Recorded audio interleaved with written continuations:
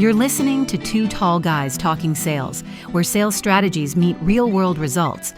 In this episode, Sean and Kevin are joined by marketing expert Chris Spanier to uncover how service-based businesses can build trust and drive revenue without relying on traditional product pitches. You'll learn why systemized lead nurturing is the secret weapon for professional services, and how marketing and sales must work hand in hand to deliver measurable impact.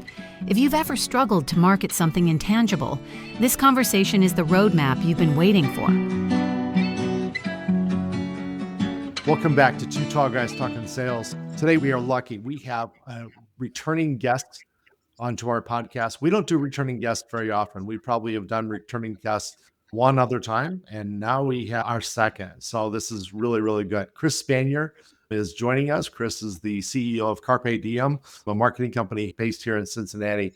Let me set up why Chris actually was on our podcast again. Chris has a great podcast himself. It's called Practical Actionable Marketing. It's a 4-minute, 5-minute podcast. It comes out every Friday. I'm a subscriber to it. And I was driving down the road, probably had just left a sales call, if I remember correctly. And there was a topic on that podcast. And I thought, wow, that was really good. And every once in a while, when Chris puts out these episodes that I think are really good, even the ones that I think aren't any good, I pick up the phone and I call him and I say, hey, let's talk about that, because it really made me think. And we talk about it. We spend a little time. I ask him some questions. I get a little bit smarter in that process. I don't think I help Chris at all. But one thing I do for Chris in that whole process is I give him feedback that somebody's out there listening to the podcast. And if any of our listeners out there have ever been in our podcast, you'll find that you are talking to a microphone. You have absolutely no idea if anybody's out there, if anybody's listening to you, if anybody even cares what you have to say. So one of the advantages of me calling Chris is I get to tell him, hey, I did listen to you. You did say something good, and you caused me to have a different conversation. So first action item right off the bat for everybody listening: if you like a podcast and you can call the person, then pick up the phone and call them.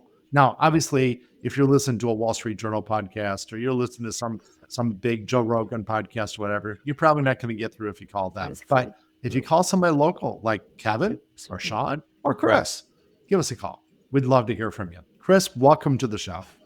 Hey, thanks for having me, guys. It's good to be back. I didn't realize I'm not quite a trailblazer, but I'm glad to widen the path a little bit for the folks to follow. It is really good to see you both.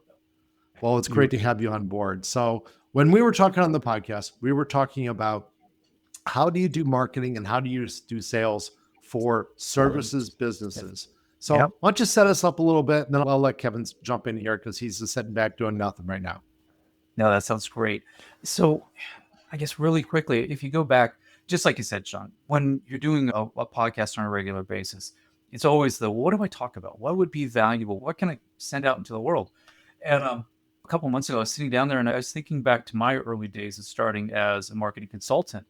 And I made the mistake. I was going back to really old school marketing and saying, hey, this is how you market a product. And the reality of it is marketing principles will generally be applicable when you market a service. When you're doing something for somebody, it's a different sales cycle. It's a different conversation. It's everything. It's more nuanced. It's a little bit different. And so I did this episode thinking about marketer, market thyself. How can I maybe help other folks that are in a similar situation as a consultant, as a fractional, whatever it may be, and just maybe give a little kind of ideas and suggestions on ways we can talk about ourselves a little differently. So it was a kind of me talking to myself, which is an interesting schizophrenic thing, but it was something that I hoped I could send out to the world and help other folks that are like me. So appreciate being the opportunity to come and talk. We're always glad to have you. It's always fun to unpack the yin and the yang of where do leads come from? Is it a marketing? Is it sales? Well, friends, it's both. And we got the right guy in the room to talk about it.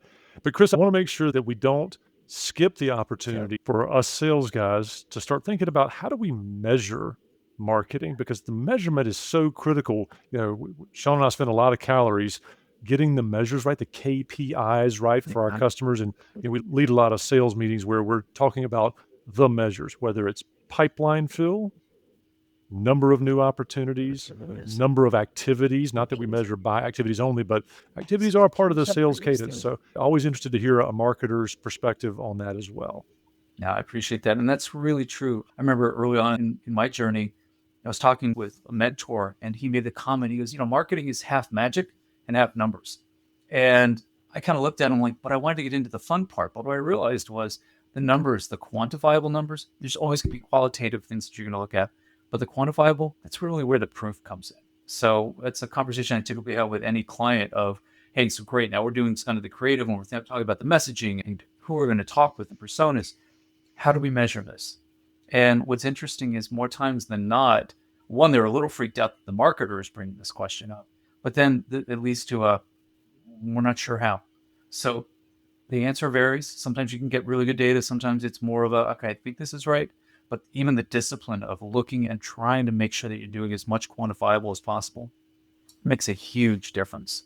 I totally agree. And in fact, I find that most small businesses, and that's what the three of us all kind of focus on for our client base, most small businesses, they really want marketing to be much more measurable. So if you're at a Procter & Gamble or if you're at a big company, you have some brand marketing, some awareness marketing, some stock market kind of marketing that you might have to be responsible for, because a lot of times that message is about driving up the stock price as well. And that's perfectly fine for those kind of companies.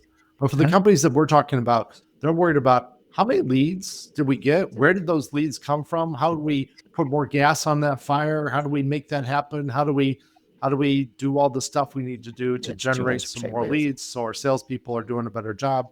Because the reality is sales is a really expensive marketing arm if you're not doing really good marketing. Very interested though. Let's go back to the original premise if we could. Yep. How does a person that is providing services or a company that is providing services, how do they set themselves up for selling something from a marketing perspective that is not quantifiable? It's not number of ounces, number of pounds, number of speeds and feeds, how fast does it spin, how fast does it go, kind of a conversation. How do you do that from a marketing perspective? So that's such a core and key question. You think about the relationship. Again, marketing is marketing. So there are principles that certainly are universal. But when you talk about our situations, as an example, I'm a lawyer, I'm a dentist, I'm a marketing consultant, I'm a chief sales officer. Typically, when we don't come in a package, we don't have a list of features on the outside where you can Sean does this and Kevin does that. It's the old, they got to know you, they got to like you, they got to trust you. So there's a journey that we go on. Typically, our sales cycle is going to be longer. The conversation is going to be probably deeper in a lot of different ways. And in some very real sense, we are an investment. My tube of Crest toothpaste isn't. I don't like it, I throw it away. It doesn't work, or whatever it might be. Or, it's fine, I don't need to think about it. But when somebody engages a professional, I need a lawyer. I want a good lawyer. If I need a doctor, I want the best doctor. So when you're thinking about yourself as a service provider, you really do need to look at it from that consumer prospects lens of how do I help them along that journey? And Sean, in that podcast, you did call me up about, we had a really good conversation around. I think there was 3 things that I touched on. There's more that you can do, but there was talking about what can you do to put out to the world? So the thought leadership, if you will, the terminology that we all tend to use, but what can you do to demonstrate your knowledge or expertise? Then there was another topic I think I touched on, leveraging your network. And I'll come back to that in a second. But then the third point really was, how are you nurturing those leads? So once you find somebody, how do you move them? And that's probably where we get into some of the quantifiable things as well. So touching on this just briefly, when you think about the thought leadership, I wanted to actually share a quick story of a conversation I had with a client not that long ago. And they were holding on to their ideas really tight. They're like, if I tell people my secret sauce, they're not going to hire me because they're already going to know it. And I said, I absolutely get that, but you have to let go of that. Because what you're doing, one, you're assuming that your one answer is the answer for everybody, which it is not. 2, this is an opportunity for you to demonstrate that you kind of know what you're talking about. And if you also think about from the users or the clients, the prospects perspective, the fact that you are sharing freely with them really sets the relationship up, I think, on a strong note, because they're going to look at you and say, this person really cares about what they're doing and they want me to be successful, not how much money they're going to get out of me. So it was a really good and understandable conversation. And I think by the end of it, they were nodding along going, gotcha. So I need to demonstrate in a very genuine way, in a very real way, to give some value so they can see the value I bring. That's it exactly. That then ties into the second point of the networking And I would compliment both of you guys. I've seen you in operation in the region and how you selflessly will bring people together and say, hey, I want you to know each other because I think there's value here. And that really then led to the second part of the conversation with this client of, what are you doing to connect people? And they looked at me again a little strangely. And my point was ultimately, when you get to a networking event, do you sit there and look around the room and say, potential sale and maybe not? You're going to do a little bit of that. But instead, if you look at it like, how can I help these people? Again, good is going to come of that. And if you really approach things that way, I've just seen it time and again in my own career and in others where that really does pay benefits, huge dividends for you down the line. Pause there. And to build on top of that for the audience specifically, when you systemize your stories and you systemize your process, let's just imagine you have to add 2, 3, 4, 10 salespeople to your roster in professional services. The Deloittes and the KPMGs and Grant Thorntons and RSMs of the world, they have that challenge. They're a professional services firm and they need all of their people selling the same way. So as a small business owner, to bring that back down to the types of clients we serve, all of your people need to know your stories. You need to be able to relay and systemize your success, talking about how you win, how you help others win, and how they win when working with you is as key as anything. So if you were going to wrap all that around to the metrics and the how to sell professional services, let's start to paint the sales and marketing folks together, because we're all in it together and we all have the same goal of selling more of whatever it is we're selling. Very true. Yeah. So as you think about it, let me talk actually about, let's take the easiest one first. The third thing that I touched on with the podcast that Sean and I were talking about was this lead nurturing. And, it's the recognition that, gosh, this is going to take probably more than a single conversation. It's very rare. I don't think I've ever had it happen to me, and I don't know many people who do, where you sit down with a prospect and they're like, what do you do, Sean? What do you do, Kevin? What do you do, Chris? And you tell them, I'm like, that's great. I want to hire you.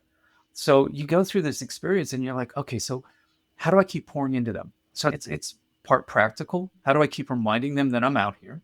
How do I demonstrate my value? And then, how do I basically just, every salesperson I've ever worked with is like, give me an excuse to reach out and talk to somebody.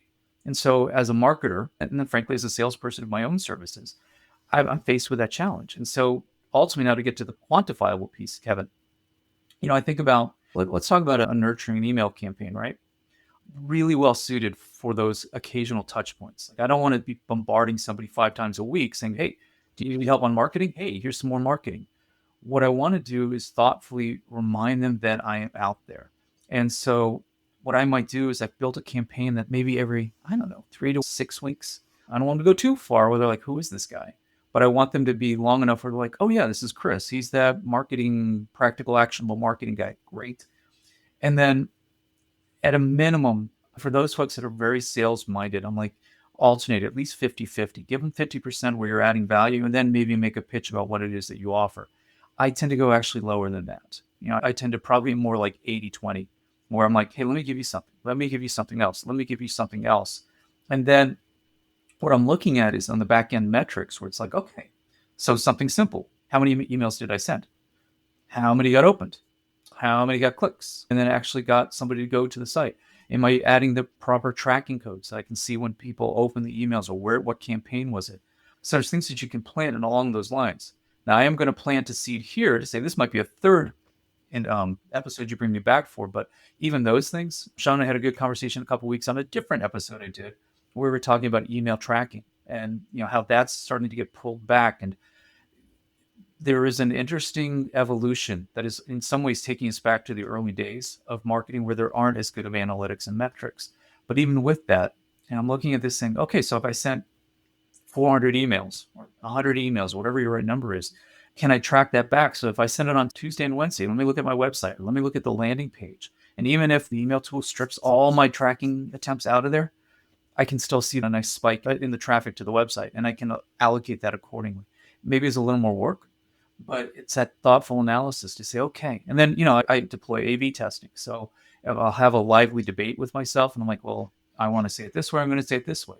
Try both and then see what happens. It's just that getting into that practice of looking and tracking from the get-go. So as you sit down and think about what do you want to do, ask the question, well, how do we track? And to answer that and get smarter and refine. I love that. And I will tell you, listening to you from a sales perspective, a good marketer should be educating the sales team. Everything you just said, whether you're selling services or products, just good, solid advice. Keep in touch with your people, build out your network so other people can sell for you and give you advice and give you leads, and track what you do. Just keep in touch with your client on a regular basis. Don't let them forget who you are. I love it. And just so we don't forget who you are, Chris, we are running out of the end of our time. So if you could do us a favor, how do people get a hold of you? I'll put a link also to the Practical Actionable Marketing podcast so people could subscribe. But how would they reach out and say hello to Chris? So the name of my organization, my company, is Carpe Diem Consulting Group. But I realized that's a mouthful. So the marketer in me said, what can you do that's shorter? So the easiest way to get a hold of me is either go to CDCG.US, and that's the website. Or if you want to do email, you just put Chris, CHRIS, at cdcg.us. Those are the easiest ways to reach me. Look me up on LinkedIn, or probably find me walking down and listen to a podcast of two tall guys talking, and I'll be the one arguing with you guys virtually until I can give you the call and say, hey, Sean, I was hearing this. I usually agree with Kevin. I usually disagree with Sean. I've noticed that's an interesting pattern. I love that. And I appreciate that you say you usually disagree with me, because our discussions after your podcast are always a lot of fun on that same vein they are. So it's all good. Thank you very much for your time. I really do appreciate it. Thanks for coming back. This has been fantastic. You were about 100 episodes ago. I was looking while you were talking to Kevin. You were about 100 episodes ago. We will find it, but maybe we'll see you in another 100 episodes. So we're about 140 right now or so. It's been a while. We're looking forward to having you back sometime in the future as well. I look forward to it anytime. Thank you very much. Have a great day, everybody. You too. Take care. Please subscribe to Practical Actionable Marketing. You'll love that podcast. We hope you enjoyed this episode of Two Tall Guys Talking Sales.